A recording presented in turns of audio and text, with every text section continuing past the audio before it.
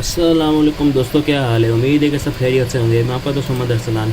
आज मैं लाया हूँ आप दोस्तों के लिए बहुत ही काम की वीडियो, बहुत ही मज़ेदार वीडियो है। जो दोस्त मोबाइल सॉफ्टवेयर का काम सीखने में दिलचस्पी रखते हैं उन दोस्तों के लिए खासतौर पर ये मेरी वीडियो है। तो आज आप दोस्तों को मैं बताऊँगा CM2 के डोंगल का जो MTK टूल है, MTK2 जो लेटेस्ट अपडेट जो अभी आई है इसकी मैं आपको उसका फुल गाइड आपको मैं आज बताऊँगा। आज आपके साथ वीडियो में शेयर करूँगा कि इसका फुल यूज़ किस तरह से होता है। तो जो दोस्त मेरे चैनल पे फर्स्ट टाइम विजिट कर रहे हैं उन दोस्तों से गुजारिश है कि मेरे चैनल को सब्सक्राइब कर लें और बेल आइकन को ऑन कर दें ताकि मेरे चैनल की आने वाली वीडियोस की अपडेट आपको टाइम से मिलती रहे। ठीक है दोस्तों, तो चलते दोस्तों की वीडियो की तरफ। यहाँ से CM2 को ओपन कर लेना है। इस बार आपने इसका CM2 MT टूल ओपन कर लेना है आप लोगों ने यहाँ से इसका।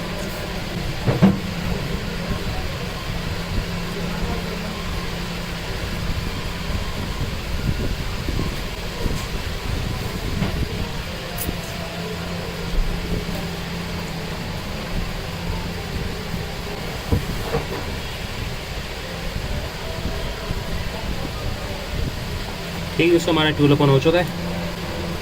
इस बार सबसे पहले मैं आपको बताता चलूँगा इसमें यहाँ पे ये कुछ बेस दी हुई है, कुछ मॉडल दिए हुए हैं। बेस दी हुई है, ओप्पो दिया हुआ है, रियलमी दिया है और Xiaomi दिया हुआ है।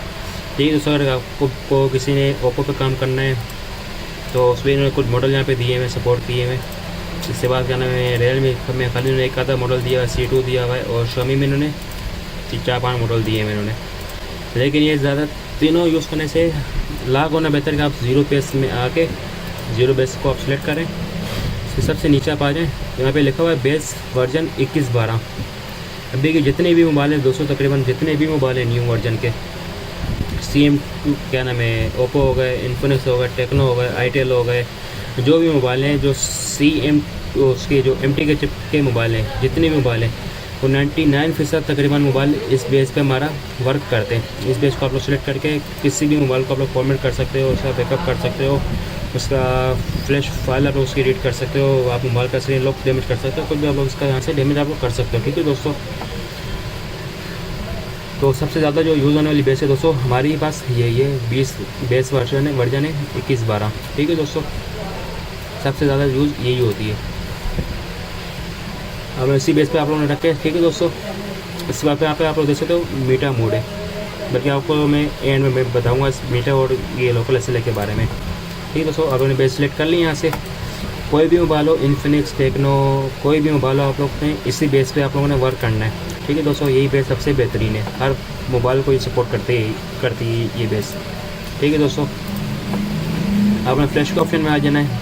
फ्लैश में ओपन आके यहाँ पे आप देख सकते हो फ्लैश स्कैटर, यहाँ पे आप लोग राइट क्लिक करेंगे तो आपको ओपन स्कैटर का फाइल का ऑप्शन दे देगा। फिर आपके पास जहाँ भी वो मोबाइल की कोई फाइल पड़ी हुई है तो उसको आप लोग यहाँ पे फ्लैश वो सिलेक्ट करके फाइल को, उसको आपके पास यहाँ पे सारे से ऑप्शन आ जाएंगे। ठीक है दोस्तों, फिर आप लोगों ने जो फाइल आप लोगों ने मारनी उसको आप टिक कर दो, जो नहीं मारनी उसको आप अनटिक कर दो। तो उसके बाद फिर यहाँ से ये सारा हो जाएगा। ठीक है दोस्तों, उसके बाद आप लोग यहाँ से इसको सिंपल फ्लैश करेंगे तो हमारा मोबाइल फ्लैश हो जाएगा। फिर फ्लैश के ऑप्शन में दूसरे मैंने ऑप्शन दिया यहाँ पे रीड फर्मवेयर का। अगर किसी भी मोबाइल के आप लोगों ने फ्लैश फाइल को रीड करना है या फाइल का बैकअप बनाना है आप लोगों ने, तो आप लोग यहाँ से सिंपल इसका रीड फर्मवेयर आप लोग कर सकते हो। आपके पास मोबाइल की पूरी फ्लैश फाइल आपके पास बैकअप होके आप लोगों के पास सेव हो जाएगी। ठीक है दोस्तों, इसके बाद फिर दूसरा हमारे पास ऑप्शन है यहाँ पे सिक्योरिटी का। सिक्योरिटी में हम लोग आएंगे तो दोस्तों आप लोग देख सकते हो कि सबसे पहले तो IMEI का उन्होंने ऑप्शन दिया हुआ है IMEI रिपेयर करने का। आप यहाँ पे कोई भी IMEI सेलेक्ट करके आप यहाँ पे सिंपल आसानी से रिपेयर आप लोग कर सकते हो MTK चिप की। इसके बाद यहाँ पे इन्होंने फिर दूसरा ऑप्शन दिया हुआ है रिपेयर बेसबैंड का। अगर किसी मोबाइल की बेसबैंड का कोई इशू हो, कोई करप्ट हो, कोई हो फाइल, तो आप लोग यहाँ से बेसबैंड भी आप लोग मोबाइल के रिपेयर कर सकते हो। लेकिन अभी तक तो कोई ऐसा खास काम आया नहीं है कि जिस पर हमको बेसबैंड रिपेयर करने की ज़रूरत पड़ी हो। ठीक है दोस्तों, इसके बाद आप लोग यहाँ पे देख सकते हो NVRAM रीड राइट NVRAM है। आप लोगों ने अगर किसी मोबाइल की NVRAM मतलब के सिक्योरिटी की इन्फॉर्मेशन अपने अगर रीड करनी है तो आप यहाँ से रीड भी कर सकते हो, यहाँ से आप लोग उसकी राइट भी कर सकते हो सिक्योरिटी की इन्फॉर्मेशन। और अगर आपने कोई रीड की हुई तो आप यहाँ से डायरेक्ट आप लोग कर सकते हो। फिर स्टोर बैकअप भी आप लोग यहाँ से आप लोग उसको सिंपल कर सकते हो। ठीक है दोस्तों, इसके बाद फिर आप लोग के पास यहाँ पे तीसरा ऑप्शन है सिक्योरिटी का। सिक्योरिटी में दोस्तों आप लोग देख सकते हो कि यहाँ पे हमारे पास 7-8 ऑप्शन है। Full factory, Y plus, FRP है। इसमें लोग अगर ये सिलेक्ट करके हम लोग यहाँ से फॉर्मेट मारेंगे हमारा मोबाइल पूरा रिस्टोर कर देगा। FRP लॉक, सिक्योरिटी लॉक, जो कुछ भी लॉक होंगे सब कुछ उसका डेटा वगैरह सब कुछ उसका रिमूव कर देगा ये, ठीक है दोस्तों। इसके बाद फिर यहाँ पे फैक्ट्री रीसेट वाई पे, इस पर हमारा मोबाइल खाली बस फॉर्मेट होगा, स्क्रीन लॉक वगैरह जो होंगे वो उसके रिमूव हो जाएंगे, लेकिन FRP लॉक इस पर रिमूव नहीं होगा, ठीक है दोस्तों। फिर तीसरा ऑप्शन ने दिया हुआ है रीसेट FRP प्रोटेक्शन। अगर हम उसको कलेक्ट करेंगे तो हमारा खाली मोबाइल का FRP लॉक रिमूव कर देगा, ठीक है दोस्तों। गूगल प्रोटेक्शन लॉक जो होगा वो यहाँ से रिमूव हो जाएगा। इसके बाद फिर जो सबसे जो ज़्यादा काम का जो ऑप्शन है ये, जो मतलब ज़्यादातर यूज़ होता है हमारे पास, स्मार्ट रीसेट। आप लोग इस पर सेलेक्ट करके आप लोग मोबाइल को यहाँ से लोग रीसेट करेंगे, रीसेट हम लोग करेंगे, हमारे मोबाइल पे जो भी सिक्योरिटी लॉक वगैरह होगा, जो कुछ भी होगा वो सब कुछ इसके यहाँ से रिमूव कर देगा, डेटा वगैरह सब कुछ इसका रिमूव कर देगा। और फिर मोबाइल पे FRP लॉक अगर हुआ कोई किसी की ID लगी हुई तो FRP लॉक पे चला जाएगा। उसके लिए आप लोग सिंपल यहाँ पे आके FRP रीसेट प्रोटेक्शन का आप लोग यहाँ से क्लिक करके आप लोगों ने इसको यहाँ से रीसेट कर देना है, ठीक है दोस्तों।